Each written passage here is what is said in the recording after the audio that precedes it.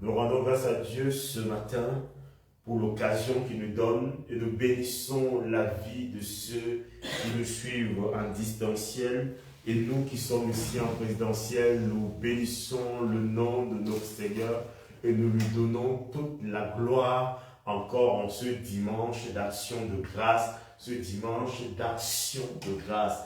Nous ne faisons pas que venir adorer le Seigneur, mais nous venons aussi faire des actions d'adoration, des actions d'élévation, des actions de louange. Et c'est pourquoi on peut parler d'action de grâce, parce que nous posons des actions pour glorifier le nom de notre Seigneur Jésus-Christ. Alors je veux croire que tous ceux qui nous suivent, tous ceux qui reçoivent ces moments, qui vont recevoir ce direct, je prie ce matin que l'action de grâce soit votre partage en cette saison au nom de Jésus. Amen. Et que ces moments, chacun reçoive de la part du Seigneur ce dont il attend de l'Éternel. Dieu est fidèle et il attend que notre fidélité soit de plus en plus manifeste dans notre quotidien. C'est notre persévérance. C'est pourquoi il a dit qu'il faut persévérer. Il y aura toujours des combats, il y aura toujours des moments difficiles, il y aura des moments extrêmes. Mais ce n'est que celui qui persévérera jusqu'à la fin qui sera sauvé. Amen. Amen. Jésus avait pris des hommes qui étaient déjà matures, des hommes qui avaient déjà une vie, tels que Pierre, Jean, Matthieu, tous ces disciples-là, lorsque Jésus-Christ les rencontre, ils avaient déjà une vie, ils avaient déjà leurs habitudes, ils avaient déjà leur programme. Mais une fois que Jésus est entré dans leur vie n'ont plus jamais été les mêmes. Leurs vies ont été bousculées parce qu'il a fallu d'une seule parole pour que la vie de Pierre, pour que la vie de Jean soit totalement transformée, soit littéralement transformée par la vie de Christ. Amen. Ils étaient prêts à tout suivre. À suivre Jésus, ils n'étaient pas nombreux, mais ils étaient 12.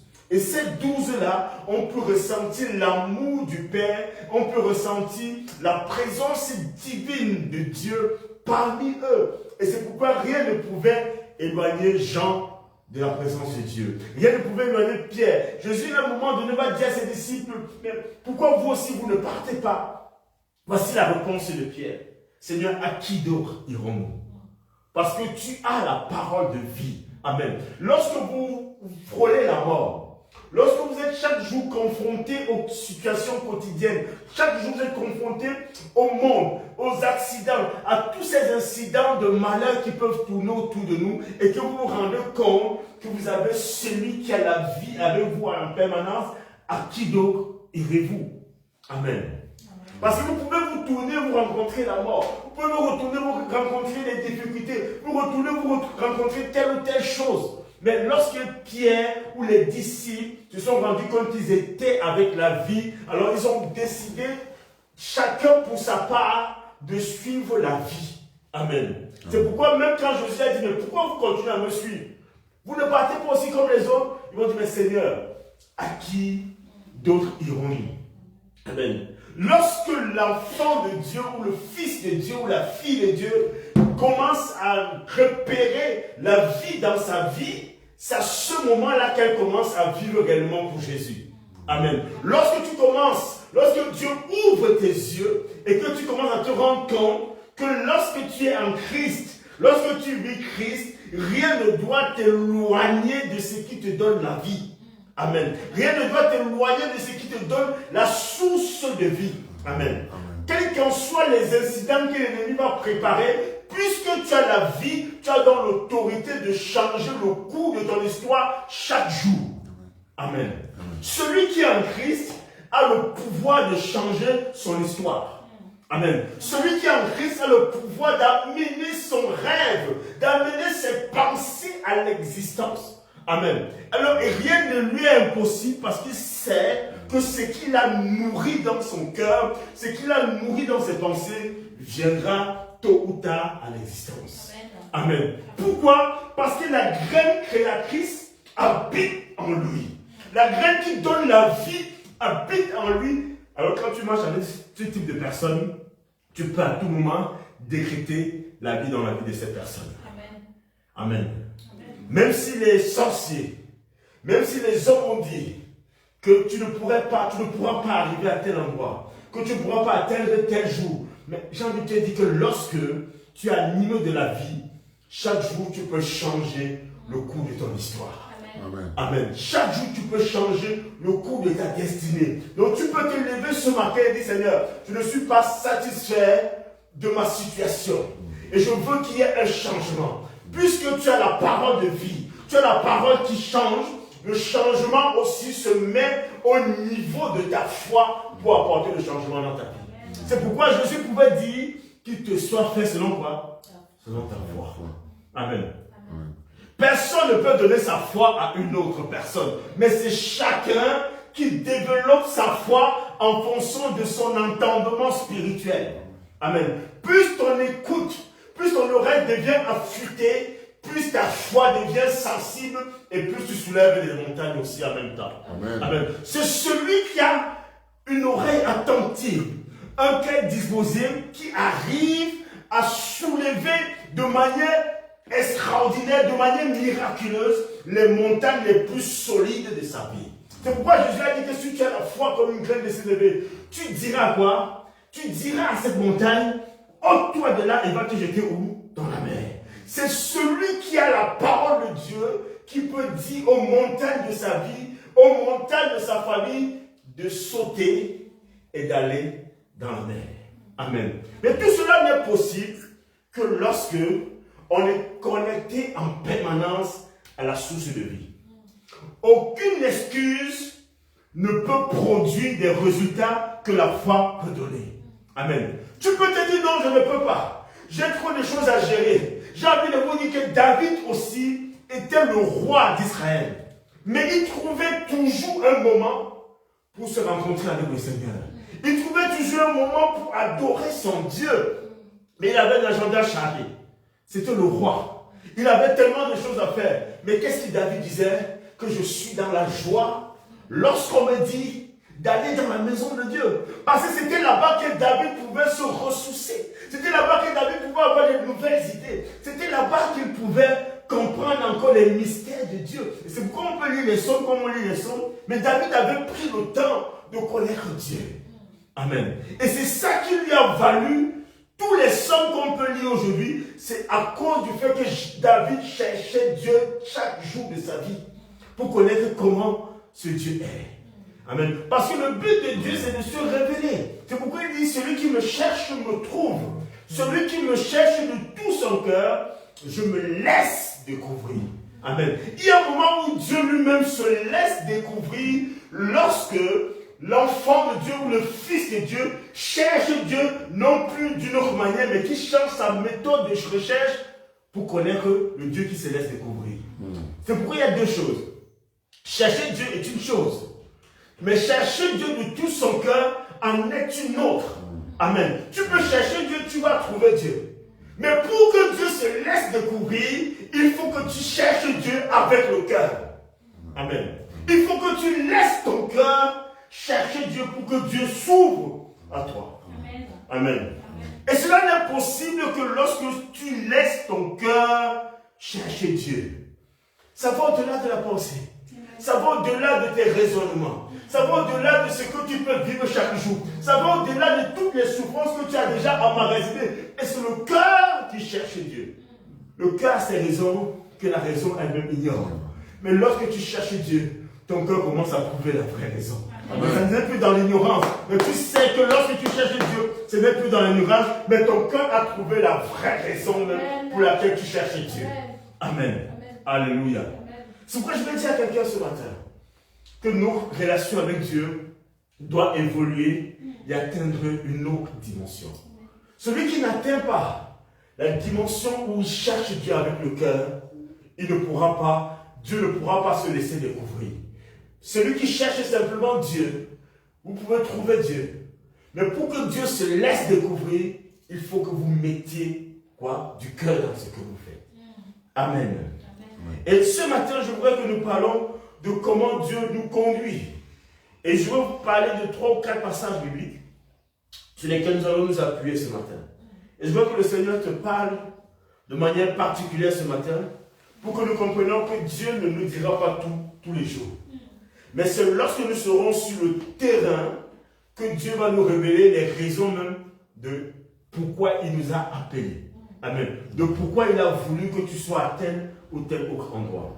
Et la Bible nous dit, nous allons le lire ici, dans le livre de Actes, Actes chapitre 8, dans le verset 26. Qu'est-ce que la Bible nous dit ici? Je vais lire à partir d'ici, après nous passons nous allons lire ensemble. Actes chapitre 8, verset 26. C'est bon? Un ange du Seigneur s'adressa à Philippe en disant, Un ange du Seigneur s'adressa à Philippe en disant, lève-toi et va en direction du sud, lève-toi et va en direction du sud, sur le chemin qui descend de Jérusalem à Gaza, celui qui est désert. Il se leva et partit. Il se leva et partit. Or, un eunuque éthiopien, haut fonctionnaire de Candace, la reine d'Éthiopie, et administrateur de tous ses trésors, était venu à Jérusalem pour adorer. Oui. Il repartait, assis sur son char, et lisait le prophète Ésaïe. L'Esprit dit à Philippe, L'Esprit dit à Philippe, avance et approche-toi de ce char. avance et approche-toi du char. Philippe accourut et entendit l'Éthiopien lire le prophète Ésaïe. Philippe a couru et a entendu L'Éthiopien lire le prophète Ésaïe. Il lui dit, comprends-tu ce que tu lis? comprends-tu ce que tu lis? L'homme répondit, comment le pourrais-je? Comment le pourrais-je Si personne ne me l'explique. si personne ne me l'explique? Et invita Philippe à monter et à s'asseoir avec lui. Il invita Philippe à monter et s'asseoir avec lui. Le passage de l'écriture qu'il lisait était celui-ci. Le passage de l'écriture qu'il lisait était celui-ci. Il a été conduit comme une brebis à l'abattoir. Il a été conduit comme une brebis à l'abattoir. Et pareil à un agneau muet. Et pareil à un agneau muet. Devant celui qui le tend. Devant celui qui le tend. Il n'ouvre pas la bouche. Il n'ouvre pas la bouche. Dans son humiliation. Dans son humiliation. La justice lui a été refusée. La justice lui a été refusée. Et sa génération qui en parlera? Et sa génération qui en parlera? En effet, sa vie a été supprimée de la terre. Sa vie a été supprimée de la terre. L'eunuque dit à Philippe. L'eunuque dit à Philippe. Je t'en prie. Je t'en prie. À propos de ce qui le prophète dit-il cela? Est-il à propos de lui-même ou de quelqu'un d'autre? Alors Philippe prit la parole. Et en partant de ce texte de l'écriture. Il lui annonça la bonne nouvelle. De l'écriture. De Jésus. Comme il continuait sur le chemin. C'est quel verset? 36. Vas-y. Comme ils continuaient sur leur chemin. Ils arrivèrent à un point d'eau. L'eunuque dit. Voici de l'eau. Qu'est-ce qui empêche que je sois baptisé? Philippe dit. Si tu crois de tout ton cœur. Cela est possible. L'eunuque répondit. Je crois que Jésus-Christ est le Fils de Dieu. Il fit arrêter le char. Philippe et l'eunuque descendirent tous les deux dans l'eau. Et Philippe baptisa l'eunuque. Continue. Quand ils furent sortis de l'eau. Comprenez bien que lorsqu'il est sorti de l'eau. L'Esprit du Seigneur enleva Philippe et l'eunuque. Et l'eunuque ne le vit plus. Il poursuivit sa route tout joyeux.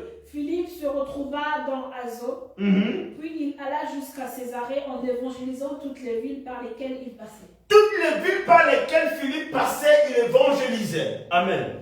J'avais dit que tous les endroits où tu passes, il faut que tu évangélises en partant de quelque chose. Amen. Alors la Bible nous dit ici que Philippe a commencé à prêcher l'évangile à l'eunuque éthiopien en partant de quelque chose. La question que j'ai envie de te poser ce matin, quand tu évangélises ou quand tu prêches, tu parles de quoi? Est-ce que tu utilises le passage en partant de toi-même ou en partant des Écritures? Parce que si nous revenons ici, nous voyons bien que l'ange du Seigneur s'adressait à Philippe et lui dit, lève-toi et va du côté de quoi? du Midi, sur le chemin de quoi? De Jérusalem à Gaza, celui qui est désert.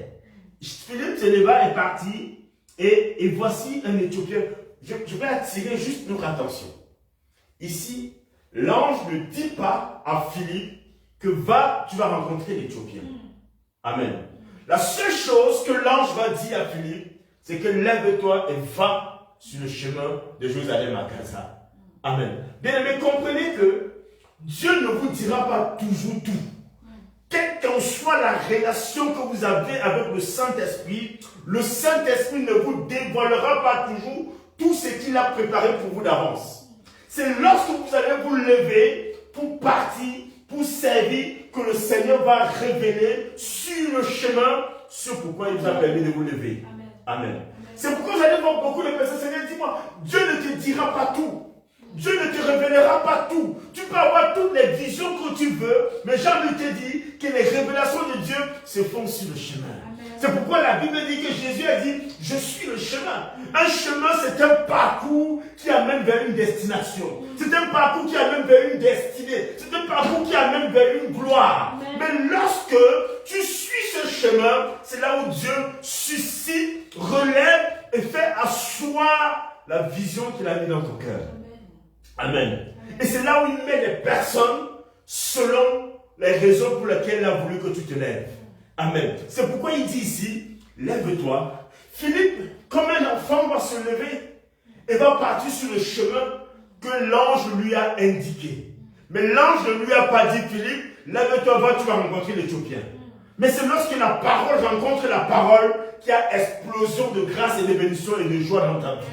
Amen. Mais s'il n'y a pas ces deux facteurs, il ne peut pas avoir bénédiction en tant que tel. Si vous rencontrez quelqu'un qui n'a pas la parole, cette personne ne peut pas susciter la joie qui anime votre cœur. Mais lorsque vous rencontrez quelqu'un qui a déjà la parole et que vous aussi vous avez la parole, vous créez la fusion qui crée la joie. Amen. Amen. Et on voit bien ici que l'Éthiopien, l'eunuque éthiopien, lorsqu'il repart, la Bible ne dit pas qu'il ne donne pas son nom, mais on dit que c'était un unique. Quand il sort de l'eau, il repart avec la joie. Comprenons ici, ce que je veux dire d'entrée, c'est que Dieu ne révèle pas tout à tout le monde. Dieu va vous donner un bout de ce qu'il va faire avec vous. Et c'est dans la suite qu'il va révéler le plan avec vous sur le terrain. Ici, qu'est-ce qui nous interpelle encore? On voit bien que Philippe va se lever. On voit bien l'obéissance de Philippe. Il va se lever, il va descendre à Gaza. Et lorsqu'il descend à Gaza maintenant, dans celui qui est désert, il se leva et partit. Et voici un Éthiopien unique, ministre de Candace, reine d'Éthiopie, et surintendant de tous ses trésors, venu à Jérusalem pour faire quoi? Pour adorer. S'en retournait assis sur son char et lisait le prophète Ésaïe. L'Esprit dit à Philippe, Amen.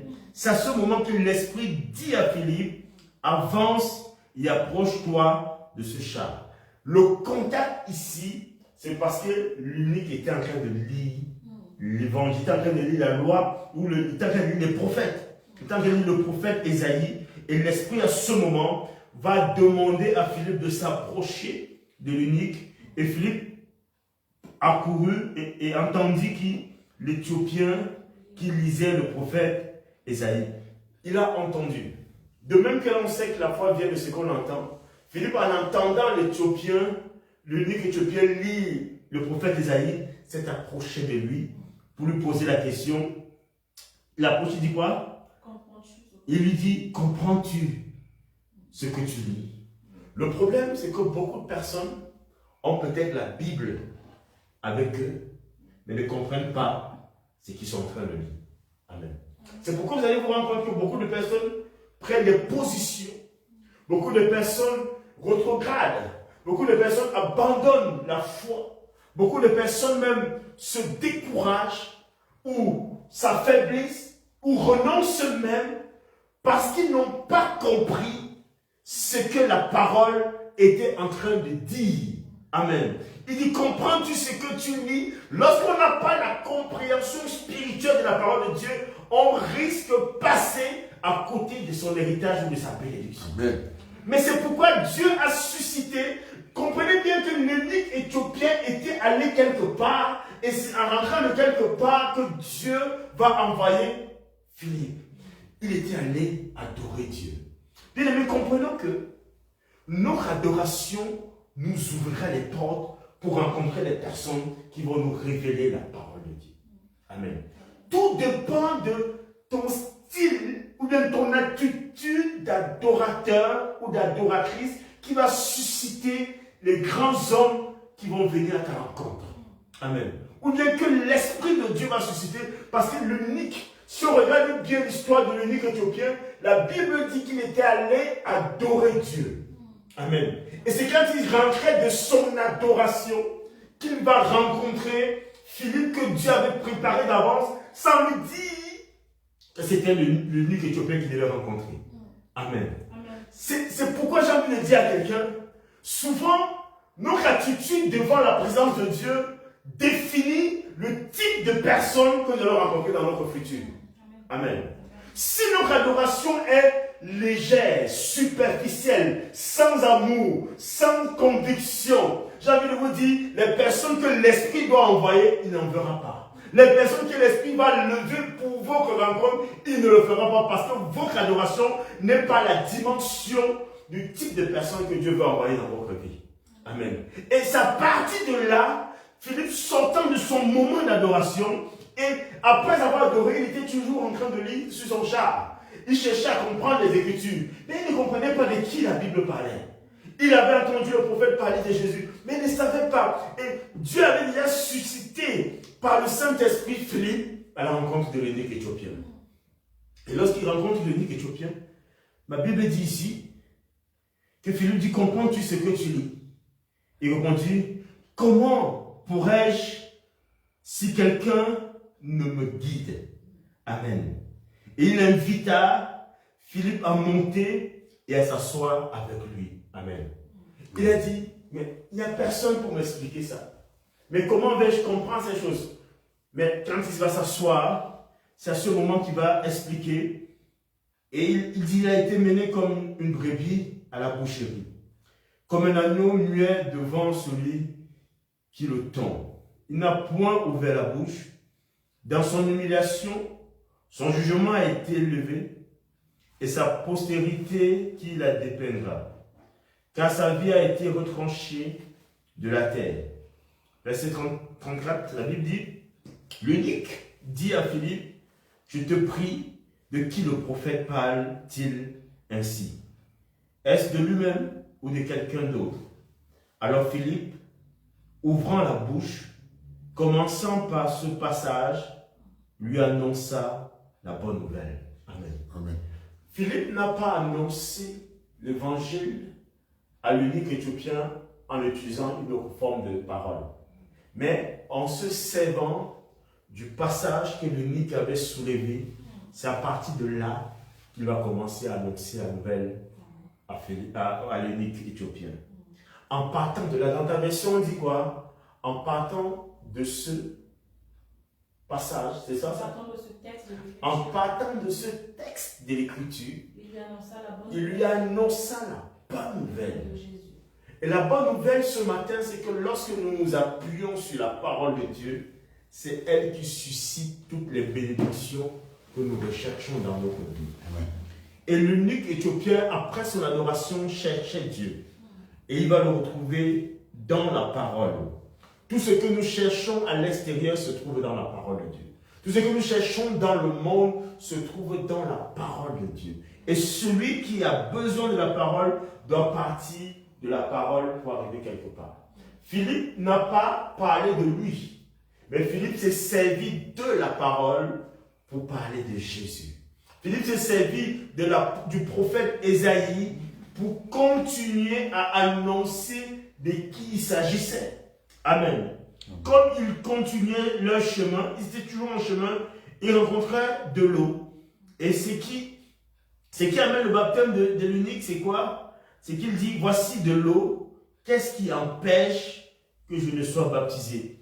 Écoutez la réponse de Philippe au verset 37. Philippe dit, tu crois de quoi? De tout ton cœur. Si tu crois de tout ton cœur, cela est comment? Est possible. J'ai envie de vous dire, comme je l'ai dit à l'entrée, ce n'est que l'attitude du cœur qui ouvre et qui laisse Dieu se découvrir. Amen. C'est celui qui croit de tout son cœur. Si nous croyons en moitié, il y a beaucoup de choses qui ne seront pas possibles. Si nous croyons de manière partielle, il y a beaucoup de choses qui ne seront pas quoi? Possibles. Mais c'est lorsqu'on met tout son cœur dans ce qu'on croit que cela devient quoi? Possible. C'est lorsque tu mets ton cœur dans tout ce que tu espères que cela devient comment? Possible. C'est lorsque tu mets ton cœur dans tout ce que tu souhaites que cela devient comment? Possible. C'est ça qui crée quoi? La foi. Amen. Amen. Et si tu crois de tout ton cœur, cela sera comment? Possible. Beaucoup de personnes, j'entends souvent les personnes dire, il y a beaucoup de choses qui ne sont pas possibles dans ma vie. Mais est-ce que tu crois de tout ton cœur? Amen. Est-ce que tu crois de tout ton cœur que c'est possible? Parce que si tu ne crois pas de tout ton cœur que c'est possible, ça ne sera pas possible. Mais si tu crois réellement que ce que tu es en train de faire, en t'appuyant sur la parole de Dieu, parce que j'ai envie de dire que tu peux croire, mais si tu crois et que cela ne s'appuie pas sur la parole de Dieu, ça ne pourra pas être possible. Ce n'est que possible lorsque tu crois de tout ton cœur en t'appuyant sur la parole, que cela devient comment? Possible. Amen. Amen. Rien ne nous arrive sans que cela ne soit enrobé de la parole de Dieu. Tout ce qui vient à l'existence dans ta vie est lié par la parole de Dieu. Tout ce qui arrive dans la vie d'un enfant de Dieu émane de la succession ou de la profondeur de sa communion avec la parole de Dieu. Amen. Et c'est ça qui suscite donc l'esprit ou qui pousse l'esprit à mettre les personnes dont vous avez besoin pour votre destinée. Amen. Amen. Et la Bible dit, quand il fut sorti des eaux, l'Esprit du Seigneur enleva Philippe et l'eunuque ne le vit plus, tandis que joyeux, poursuivant sa route, Philippe se trouva à Azote, d'où il alla jusqu'à Césarée, en évangélisant toutes les villes par lesquelles il passait. Amen. Amen. On voit donc bien par là que le Seigneur a utilisé Philippe sans lui dire en réalité que c'est là-bas que je t'ai envoyé. Dieu va nous utiliser, ou Dieu va nous révéler des choses, le Saint-Esprit va nous révéler des choses, mais il ne nous dira pas toujours ce qu'il va faire et ce qu'il est en train de nous révéler. Mais la seule chose, c'est d'avoir l'obéissance.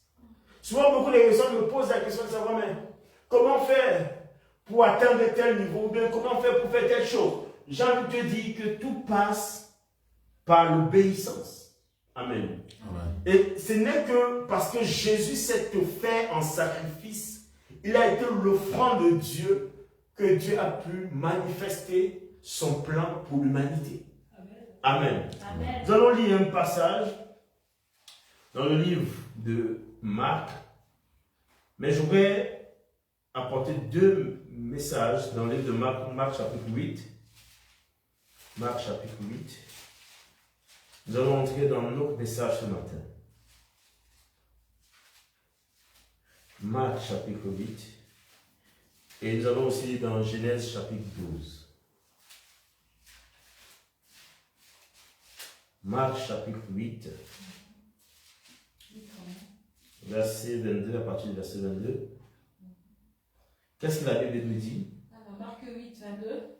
Ils se rendirent à Bethsaïda. Il se rendit à Bethsaïda. On amena un aveugle vers Jésus. On amena un aveugle vers Jésus. Et on le supplia de le toucher. Et on le supplia de le toucher. Il prit l'aveugle par la main. Écoutez bien qu'à ce moment, on voit bien que Jésus n'a pas touché l'aveugle. Mais Jésus va prendre l'aveugle par la main. Amen. Et j'ai envie de vous dire que l'une des raisons ou l'un des souhaits de ceux qui ont amené l'aveugle, c'était de voir Jésus toucher l'aveugle. Amen. Amen. Et lorsque ce souhait n'est pas respecté, ou lorsqu'on ne satisfait pas le souhait de certaines personnes, ils se disent que non, en réalité, on n'a pas répondu à leur demande ou à leur souhait. J'ai envie de dire à quelqu'un, Dieu ne répond pas par vos réponses à vous. Dieu ne vous répondra pas comme vous voulez qu'il vous réponde. Dieu vous répondra en fonction de votre histoire. Amen. Amen. Dieu vous répondra en fonction de votre vécu. Dieu vous répondra en fonction de votre charge, de votre cahier de charge. Amen. Si vous êtes beaucoup chargé, si vous avez une histoire longue, vous avez une histoire lourde, vous avez un passé terrible, Dieu ne répondra pas de manière rapide à votre situation sans avoir réglé d'abord votre histoire passée. Amen. Beaucoup de personnes veulent que Dieu apporte des réponses dans leur vie, mais j'ai envie de te dire, est-ce que tu te souviens de ton passé? Est-ce que tu te souviens de ton ancienne vie? Est-ce que tu te souviens des actes que tu as posés, de tous les dégâts que tu as fait hier? Mais j'ai envie de vous dire, Dieu n'oublie pas notre histoire. Amen. Dieu n'oublie pas ton passé. Dieu n'oublie pas tes erreurs. Comme Dieu, beaucoup pensent que Seigneur, pardonne-moi ce passé, mais bien aimé, Dieu peut te pardonner, mais tu es aussi blessé déjà quelque part. Dieu, avant de te répondre aussi, se souvient de ce que tu as fait dans la vie des autres. Amen. Amen. Dieu ne répond pas pour répondre, mais la réponse de Dieu est régie par des principes et des lois. Pendant que tu pries pour que Dieu te pardonne, mais il faut que Dieu aussi éponge le cœur des personnes que tu as blessées.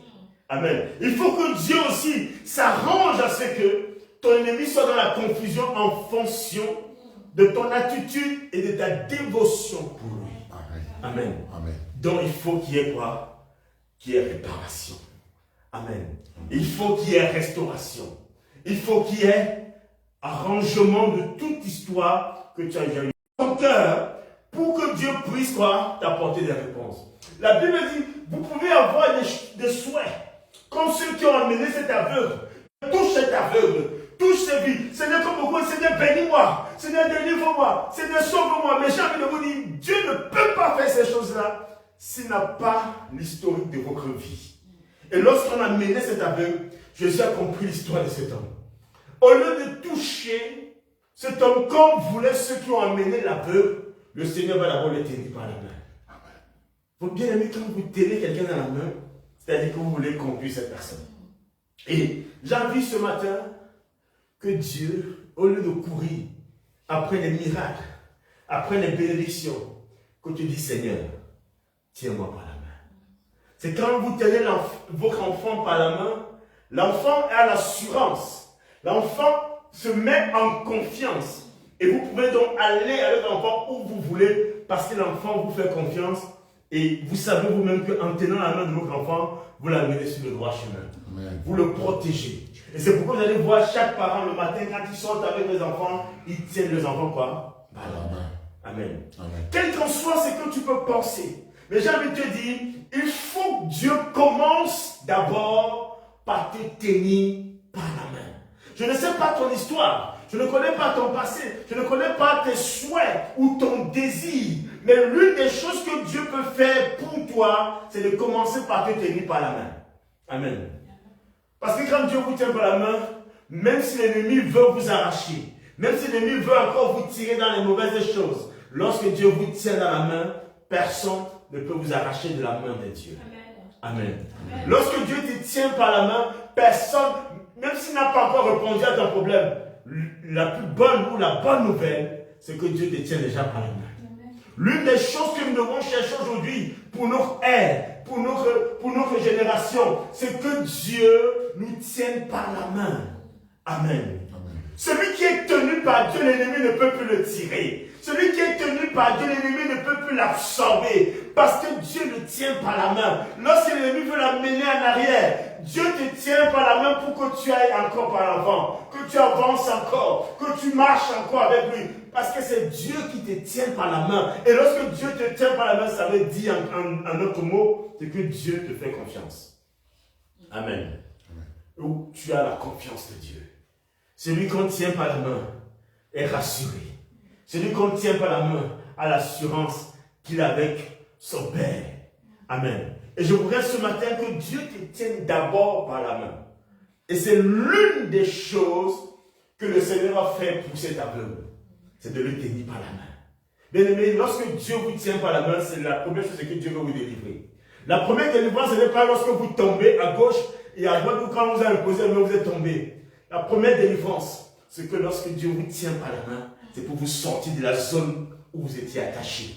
Lorsque Dieu vous tient par la main, c'est pour vous sortir des ténèbres pour la lumière. Lorsque Dieu vous tient par la main, c'est pour vous amener dans votre destinée. Amen. Amen. Vous pouvez être délivré et l'ennemi vient encore vous récupérer. Vous pouvez sortir d'une délivrance. Oh, Dieu m'a visité ce matin. J'ai été béni. Mais j'ai envie de te dire, s'il n'y a pas quelqu'un qui te tient par la main, c'est fort probable que tu retournes encore dans ce que tu étais hier. Exact. Amen. C'est pourquoi l'une des plus grandes richesses, l'une des plus grandes bénédictions, c'est un enfant de Dieu que Dieu tient par la main. Amen. Tu peux tout faire. Tu peux être le meilleur adorateur, la meilleure adoratrice. Tu peux être le meilleur chanteur, le meilleur serviteur de Dieu. Mais si Dieu ne te tient pas par la main, oh, j'ai envie de te dire que tu peux te retrouver encore dans le monde des ténèbres. Tu peux te retrouver encore dans la même situation. Tu peux te retrouver encore dans les choses que tu avais abandonnées hier. Mais lorsque Dieu te tient par la main, où que vaille, que le vent se lève, que la tempête se lève, Dieu te tient par la main. Amen. Amen. C'est pourquoi ta prière et ta plus grande délivrance, c'est que le Seigneur te tient par la main. Amen. Amen. Combien de personnes ont échappé à la mort? Combien de personnes ont échappé aux accidents? Combien de personnes ont été sauvées d'une situation où personne n'a pu comprendre comment la personne a fait pour sortir de cette situation? Tout simplement parce que Dieu les tenait par la main. Amen. C'est pourquoi j'ai envie de dire à quelqu'un, avant de poursuivre, je ne sais pas dans quel trou tu peux te trouver. Je ne sais pas dans quelle situation tu te trouves. Ne cherche pas autre chose. Je te dis simplement, Seigneur, tiens-moi par la main. Amen. La Bible nous dit que cet aveugle, le premier verset dit, il se rendit à Bethsaïda et l'on amena vers Jésus un aveugle qu'on le pria de toucher. Il prit l'aveugle par la main et qu'est-ce qu'il fait? Il le conduisit à l'extérieur du village. Il le conduisit à l'extérieur du village. La deuxième chose que le Seigneur fait, c'est que lorsqu'il vous prend par la main, il vous sort de la zone là où vous étiez d'abord. Bien aimé, beaucoup de choses se font dans les villages. S'il y a des personnes qui sont encore attachées, c'est parce qu'ils sont encore liés avec l'esprit du village. Amen. Ici, la Bible nous parle du village. C'est une zone, c'est un endroit, c'est un environnement hostile. C'est un environnement qui n'amène pas la protection. Si cet homme est resté longtemps aveugle, c'est parce qu'il était dans un mauvais environnement. Amen. La deuxième délivrance, c'est lorsque Dieu vous sort d'un environnement de ténèbres. Lorsqu'il vous sort dans un environnement maléfique. Deuxième des choses qu'il fait, c'est qu'il le prend par la main, il le conduit hors du village. C'est-à-dire, la lève cette personne de la zone ou de l'environnement où cet homme a passé sa vie, où il passait plus sa vie. Bien aimés, nous avons nos habitudes. Et nos habitudes peuvent devenir au fil du temps un danger pour notre héritage ou pour notre destinée. Et cet homme aveugle était au village. Bien aimé, l'une des choses que le Seigneur a fait avec Abraham, c'est de sortir Abraham du lieu dans lequel il était. Avant de revenir dans notre passage, vous allez voir que Dieu ne change pas ses principes. Lorsque vous avez une histoire avec Dieu, Dieu prend le temps de revivre ou bien de refaire passer toute votre histoire pour voir quel type de personne vous êtes. Connaître l'historique de votre vie et voir comment Dieu peut agir avec vous. Il y a des environnements ou des milieux qui freinent la bénédiction. Il y a des milieux qui empêchent la bénédiction ou l'héritage de Dieu de s'accomplir dans la vie de l'enfant de Dieu. Amen. Prenons l'histoire d'Abraham dans Genèse chapitre 12 et tu calmes le passage, nous allons revenir là, mais nous allons voir pourquoi le Seigneur ne change pas ses principes. Genèse chapitre 12. Genèse chapitre 12. Qu'est-ce que la Bible nous dit? Genèse 12 comment? Genèse 12, on va prendre, commence au premier verset, vous voyez? Je n'ai pas encore la page ici. Genèse 12. L'Éternel dit à Abraham. L'Éternel dit à Abraham. Quitte ton pays. Quitte ton pays. Ta patrie. L'une des choses que le Seigneur commence à dire à Abraham, c'est que le pays d'Abraham était déjà un blocage pour Abraham. La patrie d'Abraham, deuxième blocage, la patrie d'Abraham était, sa patrie de son pays, était un blocage. Continue. Et ta famille. Comprenez aussi l'une des choses qui est un autre blocage, ce sont nos familles. Amen. Ta famille peut empêcher que tu atteignes la destinée que Dieu a prévue pour toi. Alors comprenons bien que la famille est une... On aime tous nos familles. Mais on ne peut pas sauver les gens si soi-même on est prisonnier. Amen. Lorsque Dieu nous sort de nos familles, ce n'est pas pour nous séparer de nos familles, mais c'est pour nous sauver, pour que nous puissions sauver nos familles. Si tu crois, tu seras sauvé avec ta famille. Non pas sans ta famille, mais avec ta famille. Mais pour te sauver, pour sauver ta famille, Dieu a besoin de quelqu'un d'une famille pour sauver toute une famille. Amen.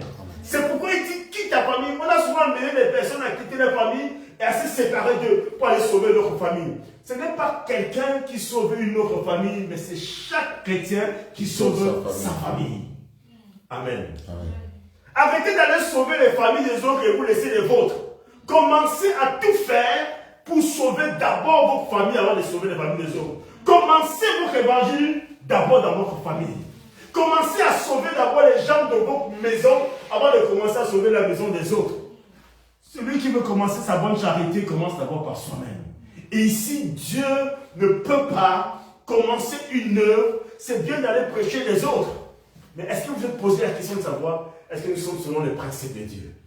Dieu veut que chaque personne issue d'une famille puisse amener le salut dans sa famille, puisse amener la bénédiction dans sa famille, puisse amener quoi? La vie de Christ dans sa famille. Amen. Amen. Amen. Vous voulez faire du bien, c'est une bonne chose, mais commencez à faire le bien dans votre famille. Amen. Commencez à apporter la joie dans votre famille. Vous ne pouvez pas apporter la joie dans la famille des autres et vous laissez votre famille dans la tristesse. Commencez à amener la joie dans votre propre famille. Si vous voulez prier pour d'autres familles, oh, c'est une bonne chose de prier pour les autres, mais commencez aussi à prier avec votre famille. Amen. Amen. La bonne évangile commence aussi dans sa maison. Jésus m'a dit, commencez d'abord à Jérusalem avant d'aller jusqu'aux extrémités. Amen. Amen. Tout ce que vous voulez faire à l'extrémité, il faut que vous commenciez d'abord à l'intérieur. Amen. Amen. Il va dire quoi? Quitte ta famille et va où? Et va dans le pays que je te montrerai. Va dans le pays que je te montrerai. Dieu dégage Abraham du fardeau ou des liens familiaux pour l'amener dans une autre zone pour bien repérer et pour bien travailler avec Abraham. Bien aimé, le conformisme, on est souvent resté dans notre zone de confort. Il y a des gens qui n'aiment pas changer les habitudes. Une fois que tu bouges cette personne-là, elle est dérangée. Elle n'aime pas qu'on touche ses habitudes. Moi, je fais comme ça. Moi, je marche comme ça. Moi, on ne me change pas. Moi, on ne me fait pas ceci. Toutes ces choses-là, Dieu est capable, lorsqu'il veut opérer une délivrance dans votre vie, de bousculer toutes vos habitudes. Amen. Amen. Et cela peut vous gêner. Abraham avait déjà ses repères. Abraham avait déjà ses habitudes. Il avait déjà sa façon d'agir. Il savait qu'à partir de là, il devait rencontrer tel. Mais Dieu va lui dire maintenant, il faut que tu quittes cette zone. Il faut que tu quittes cet endroit-là. Parce que si tu veux, selon la vision, selon le rêve qu'il y a en toi, si tu veux réussir, si tu veux aller plus loin, il faut que tu quittes cet endroit. Il faut que tu te dégages de cet endroit. Et ça commence déjà par ta famille. Ça commence par ta patrie. Et je t'enverrai quelque part. Dieu, lorsqu'il nous fait sortir quelque part, il nous montre là où il nous envoie. Amen. Qu'est-ce qu'il va dire par la suite? Je ferai de toi une grande nation. Comprenez bien que Dieu ici avait un plan, un projet pour Abraham. C'est de faire d'Abraham une grande nation. Mais aucune grande nation ne peut se bâtir dans un endroit qui n'est pas propice au développement des grands hommes. Pour devenir un grand homme spirituellement parlant et physiquement, il faut déjà que Dieu vous dégage de certains endroits pour faire de vous des grands hommes. Amen. Et ça part par le changement de mentalité. Les anglo, ils appellent ça quoi? Les anglophones, ils appellent ça comment? Le mindset, le mental. Le changement de mentalité. Lorsque tu as une mentalité qui est rétractaire, tu ne peux donc pas développer la pensée que Dieu met dans ton cœur. Mais qu'est-ce qu'il voulait dire Abraham? Qu'en sortant de cette zone-là, je repasse tout à zéro avec toi. Continue. Je rendrai ton nom grand. Je rendrai ton nom grand. Et tu seras une source de bénédiction. Et tu seras quoi? Une source de bénédiction. Continue. Je bénirai ceux qui te béniront. Je bénirai ceux qui te béniront. Et je maudirai ceux qui te maudiront. Et je maudirai ceux qui te maudiront. Et toutes les femmes... Lorsque vous avez... Attends, on va continuer. Comprenez que lorsque vous atteignez une certaine dimension avec Dieu, ceux qui veulent vous maudire, Dieu se charge d'eux-mêmes. Ce n'est plus vous qui vous chargez de ceux qui veulent vous maudire, mais c'est Dieu lui-même qui se charge de ceux qui veulent vous maudire. C'est-à-dire qu'il y a certains sujets de prière ou certaines prières que vous ne ferez plus, parce que lorsque quelqu'un veut s'attaquer à vous, c'est à Dieu qui s'attaque directement. Pourquoi? Parce que Dieu a commencé à établir un plan de destinée sur votre vie. Lorsque Dieu vous sort, c'est souvent difficile de sortir de ces zones, c'est souvent difficile d'abandonner ses habitudes, de changer ses habitudes. Et lorsque Dieu arrive à vous faire changer d'habitude et de lieu, bien aimé, j'ai envie de vous dire que ceux qui s'attaquent à vous ne s'attaquent pas à vous en direct, mais c'est à Dieu qui sont en train de s'attaquer. C'est pourquoi il y a des personnes qu'il ne faut pas toucher. Il y a des personnes qu'il ne faut pas attaquer. Qu'importe le style de personne qui est devant toi, lorsque Dieu tient cette personne par la main, tout ce que vous aurez fait contre elle sera voué à l'échec. Tous les plans, toutes les attaques nocturnes, il y a des personnes que vous pouvez les attaquer matin, les bombarder matin, midi, soir, ils sont comme un bunker. Vous touchez leur vie, vous ne les atteignez jamais. Pourquoi? Parce que ces personnes ont une alliance avec Dieu et sont tenues par Dieu. Amen. Amen. Je ferai de toi une grande nation. Qu'est-ce qu'il dit par la suite? Et toutes les familles de la terre seront bénies. Et toutes les familles de la terre seront bénies quoi? En toi. En toi. Continue. Abraham partit conformément à la parole de l'Éternel. Abraham partit conformément à la parole de l'Éternel. Et l'autre partit avec lui. Et l'autre partit avec lui. Abraham était âgé de 75 ans. Abraham était âgé de 75 ans. Lorsqu'il quitta Charan. Lorsqu'il quittait Charan.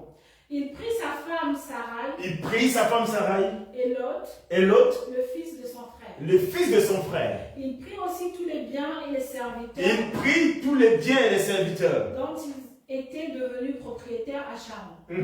Et ils partirent pour se rendre dans le pays de Canaan. Ils partirent pour se rendre dans le pays de Canaan. Où ils arrivèrent. Où ils arrivèrent. Abraham traversa le pays jusqu'à l'endroit appelé Sichem, jusqu'aux chênes de Morée. Les Cananéens occupaient alors le pays. Arrête-toi là. Comprenons ici qu'Abraham, quand il sort, il ne part pas seul. Il part avec l'autre son frère. Bien aimé, il y a certaines choses que si vous ne changez pas complètement, pourront être encore des blocages pour vous. Dieu n'a pas dit à Abraham de partir avec Lot. Mais c'est Lot qui suit Abraham. Amen. Et ça veut dire qu'Abraham a tout fait, il a changé son environnement, mais il a gardé le même décor. Amen. C'est-à-dire, il y a beaucoup de personnes, quand Dieu veut les bénir, ils partent avec tout. C'est-à-dire, ils partent avec ce qui sera encore un frein pour eux. Quand Dieu nous sort d'un environnement, il veut que nous laissions même tout ce qui est dans cet environnement. Amen. Amen. Parce qu'il y a des personnes, quand Dieu te parle, c'est à toi que Dieu parle. S'il voulait parler à l'autre, il aurait parlé à l'autre. Alors c'est pourquoi, en partant avec l'autre, Abraham a gardé toujours le même décor du lieu là où il était. Restait toujours avec ses mêmes repères, avec les mêmes gens, avec les mêmes personnes. Du coup, toutes ces choses-là, plus tard, vont créer encore le même environnement. Amen. Amen. Voilà donc, Dieu ici parle à Abraham. On voit donc, maintenant pour revenir à notre texte de base, on voit dans le livre de Marc que le Seigneur aussi va reprendre les mêmes principes de Dieu en sortant l'aveugle du village dans lequel il était. Amen. Amen. Il prit l'aveugle par la main et le conduisit hors du village, puis il lui mit quoi? De la salive sur les yeux, et il fait comment là? Il lui imposa les mains. Vous voyez bien qu'avant d'imposer les mains à cet homme, il a commencé par sortir cet homme d'abord du village. Amen. Sortir cet homme du village, était l'une des délivrances pour ouvrir les yeux de cet homme. Amen. Lorsque vous restez dans un endroit, des fois, vous ne voyez pas les choses que Dieu voudrait que vous voyez. Dieu, des fois, veut vous faire voir certaines choses. Mais comme on est habitué à notre environnement, on est habitué aux mêmes gens, on est habitué aux mêmes repères, des fois, on ne voit pas les repères de Dieu. Des fois, on ne voit pas le chemin que Dieu veut tracer pour nous, parce qu'on est quoi? Au même endroit. Amen. Bien aimé, comprenez ici que lorsqu'il sort avec l'aveu, c'est à ce moment qu'il lui impose quoi? Les mains. Amen. Et ce n'est pas fini. J'ai envie de dire à quelqu'un que ton histoire n'a rien à voir avec l'histoire des autres. Ton histoire n'a rien à voir avec l'histoire de ton frère ou de ta soeur ou de ta femme ou de ton mari. Lorsqu'on est devant la présence de Dieu, c'est chacun qui est devant Dieu. C'est chacun qui défend sa cause. C'est chacun qui prie pour sa vie. Amen. Amen. Le salut est individuel. Le salut n'est pas collectif. Amen. Même si on se rassemble au même endroit, bien aimé, j'ai envie de dire que chacun a son salut. Chacun a son héritage et chacun a quoi? Sa foi. Amen. Ne confonds pas ta foi avec la foi de ta femme. Ne confonds pas ta foi avec la foi de ton frère. Même si vous êtes assis sur le même banc, j'ai envie de te dire que chacun a quoi? Sa foi. Amen. Et c'est ta foi peut-être qui va sauver la foi des autres. Mais si tu commences à tout mélanger, j'ai envie de te dire que tu risques de passer à côté. Amen. Mais ma prière ce matin, c'est que cette parole t'amène à regarder d'abord ta foi. Où est ta foi? Où est ton niveau de foi? Ces gens ont amené cet aveugle vers Jésus. Mais Jésus va poser d'abord les jalons, il va poser d'abord les fondements. Il va commencer à utiliser. L'homme va commencer à prendre confiance en Dieu, même sans voir. Amen. Parce que lorsque Dieu vous tient par la main, faites cette expérience lorsque vous tenez quelqu'un par la main avec assurance. La personne, même étant aveugle, en sortant même du village, là, était contente de sortir du village. Amen. Parce que la main qui le tenait, ce n'était pas une main d'homme. C'était la main de l'Éternel. C'était la main de la parole. C'était la main qui a fait les cieux et la terre. C'était la main qui a façonné l'humanité. Et lorsqu'il tenait cette main, il a senti la chaleur. Amen. Amen. Et lorsque cette main vous tient, j'ai envie de vous dire que vous n'êtes plus comme tout le monde. Vous ne marchez plus comme tout le monde parce que vous savez qu'il y a une main puissante qui vous tient la main. Amen. Amen. Alors j'ai envie de te dire, peut-être que personne encore ne tient ta main. Peut-être que tu as tenu la main des hommes. Mais je suis venu te dire qu'il faut que tu tiennes la main de l'Éternel. C'est cette main qui te fera sortir des ténèbres. C'est cette main qui te fera sortir de la malédiction. C'est cette main qui te fera sortir de tes échecs. C'est cette main qui t'ouvrira les portes de réussite. C'est cette main qui libérera les grâces abondantes dans ta vie. Mais il faut que la main de l'Éternel te tienne en cette saison. Amen. La Bible ne dit pas la suite. Je crois que le temps est passé déjà. On va terminer. La Bible ne dit pas la suite ici.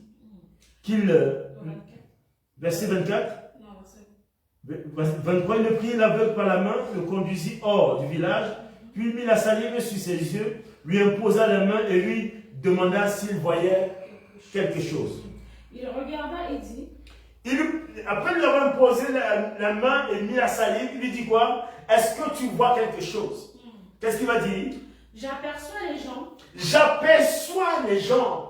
Je les vois comme des arbres. Mais je les vois comme des arbres. Et ils marchent. Et ils marchent. Arrête-toi là. Bien aimé, la première perception ou la première vision de cet homme, c'est qu'il a vu les hommes comment? Comme des arbres. Le Psaume 21 nous dit quoi? Médite la parole jour et nuit. Tu seras semblable. Tu es comme un arbre planté près d'un courant d'eau. J'ai envie de vous dire que l'une des choses que cet homme a vu dans le monde spirituel, dans la vision, c'est qu'il a perçu, c'est des hommes comme des arbres. Pour dire que chaque homme de nature spirituelle est un arbre. Amen. Parce que celui qui médite, Dieu nous voit comme des arbres. Il y a des arbres fruitiers, il y a des arbres feuillagés, il y a les arbres aussi qui n'ont pas de racines, qui n'ont pas de feuilles. Amen. Maintenant, tout dépend de quel type d'arbre tu es ou de quel type d'arbre tu as déjà rencontré dans ta vie. Le premier toucher de Dieu amène cet homme à voir les hommes comme des arbres. Amen. Souvent, on se dit, mais pourquoi cette personne ne porte pas de fruits? La question que tu devrais te poser, est-ce que c'est un bon arbre? Parce qu'il y a des arbres qui ne portent pas de bons fruits. Il y a des arbres qui n'ont même pas de fruits. Il y a des arbres qui n'ont que des feuilles, mais qui n'ont pas de fruits. Il y a des arbres aussi qui ont beaucoup de fruits et de bons fruits.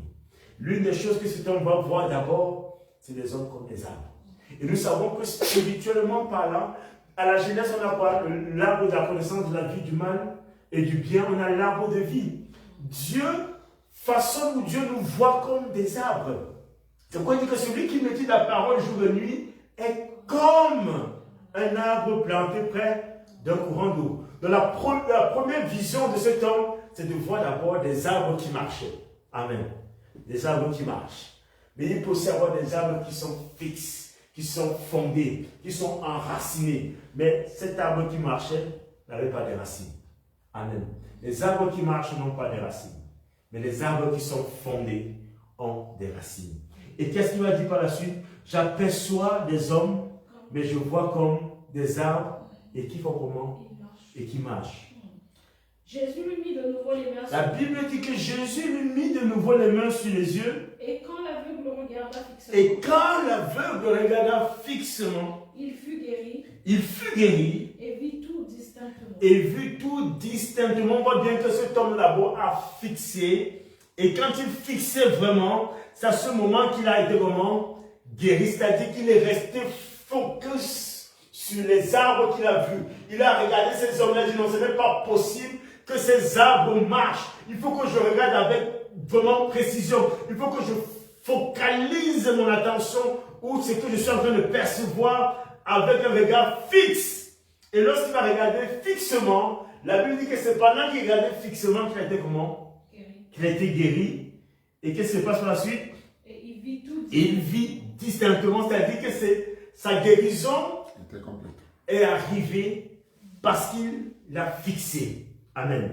Pendant qu'il fixait, c'est à ce moment qu'il a été guéri et qu'il a commencé à voir distinctement.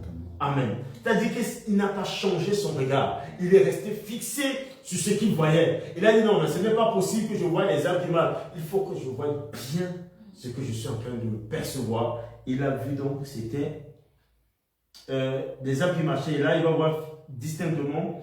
Alors Jésus va dire quoi? Alors Jésus le renvoya chez lui en disant. Jésus le renvoya dans sa maison en disant. N'entre pas dans le village. N'entre pas dans le village. Et n'en parle à personne. Et n'en parle à personne. Mais comprenez bien ici que Jésus termine cette guérison en empêchant cet homme de rentrer au village, mais de rentrer dans sa maison. C'est-à-dire que cet homme avait l'habitude de rester au village, mais il ne restait pas dans sa maison. Jésus, lorsqu'il opère, il le renvoie dans sa maison. Amen. Dieu, lorsqu'il vous guérit, c'est pour que vous retourniez dans votre maison. Annoncez la bonne nouvelle à ceux qui sont dans votre maison. Amen. Amen. On voit bien, pour terminer, que cet homme a été libéré. Mais tout cela s'est fait parce que le Seigneur a conduit cet homme hors du village. Le Seigneur a conduit cet homme dans un endroit où il pouvait travailler dans la vie de cet homme. Alors ma prière ce matin pour toi, c'est que le Seigneur agisse de la sorte dans ta vie. Pour que tu puisses voir les choses distinctement.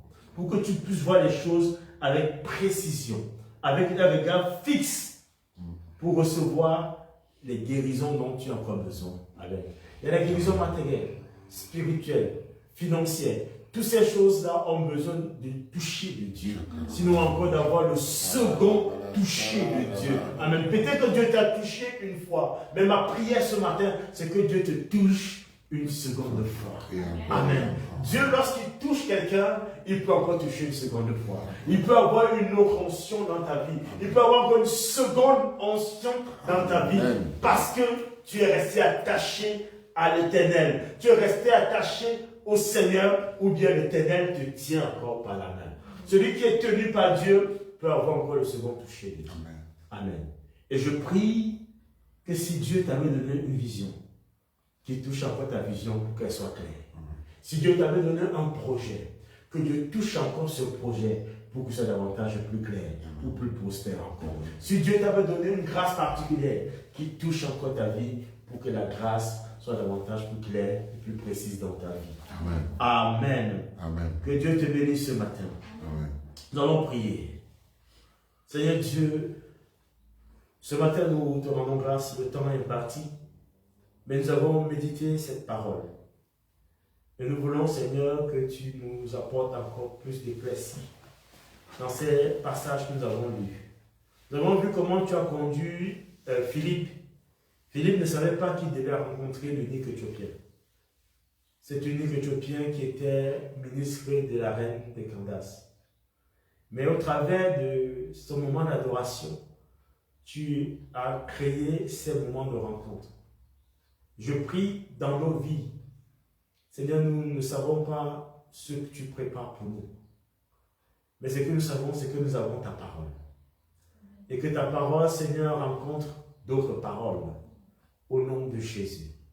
Je prie de même, Seigneur, pour nous, afin que tu continues à toucher nos vies, pour que nous puissions voir distinctement, dans le nom de Jésus-Christ. Béni soit ton Saint-Nom éternel, toi qui es le Dieu qui ne change pas, le même hier aujourd'hui, le Dieu surtout qui ne change pas ses principes, le Dieu qui a agi avec Abraham et qui en a fait le père de toutes les familles. Nous voulons aussi, Seigneur, au travers de nos vies, que tu te souviennes de chacun ici présent dans le nom de Jésus. Nous te bénissons. Nous bénissons toutes les personnes qui ce matin se sont connectées à distance ou qui auront le temps de regarder ces moments. Nous prions qu'ils reçoivent leur part d'héritage ou leur second toucher au nom de Jésus-Christ, afin que tout soit clair pour eux dans leur marche avec toi. Nous prions aussi, Seigneur, que tu tiennes les uns et les autres par la main, au nom de Jésus. Merci, éternel Dieu de gloire. Béni soit ton Saint-Nom. Au nom de Jésus-Christ. Amen. Amen. Nous rendons grâce à Dieu, nous bénissons le Seigneur pour tous ceux qui se sont connectés. Que Dieu vous bénisse. Nous donnons rendez-vous dimanche prochain pour un moment de culte encore de 9h30 à 11h30. Que Dieu vous bénisse et que Dieu continue à manifester son amour dans votre vie. Soyez bénis abondamment. Amen.